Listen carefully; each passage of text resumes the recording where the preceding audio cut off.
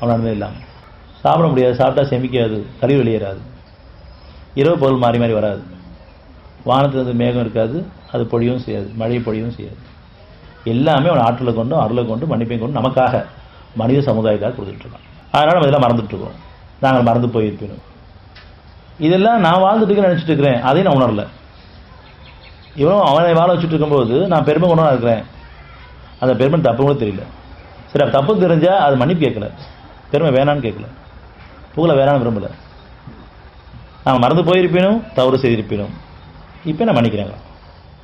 உன்னை மறந்துட்டேன், என்னை நான் மறந்துட்டேன், என்கிட்ட நன்மை பிரித்தை மறந்துட்டேன், தவறு செய்யும் குற்றம் பிடிக்காத இருப்பாயாக. எங்கள் இறைவனே எங்களுக்கு முன் சென்றோர் மீது சுமத்திய சுமையை போன்று எங்கள் மீது சுமத்தா இருப்பாயாக. நம்ம கண்ணுக்கு முன்னாடி முன் சென்றோர்னா முன்னோரு மூதாகிட்ட போக வேண்டிய அவசியம் இல்லை, நமக்கு தெரியவும் தெரியாது. இப்போ நம்ம வாழ்கிற காலங்களில் நமக்கு முன்னாடி கண்ணுக்கு முன்னாடி எத்தனையோ செய்திகள் இருந்துட்டு, எத்தனையோ செய்திகள் வந்துட்டு இருக்கு, எத்தனையோ காட்சியை பார்த்துட்ருக்கோம். இந்த மாதிரி சுமைகள் எனக்கு வேண்டாமே நம்ம கேட்கணும். இந்த கஷ்டம் வந்துட வேண்டாமே, இந்த சுமை எனக்கு வேண்டாம். ஒவ்வொன்றும் பார்க்கும்போது கஷ்டமாக இருக்குது, பார்க்கும்போதே கஷ்டமாக இருக்குன்னு சொன்னால் அனுபவிக்கணும் கஷ்டமாக இருக்கும்.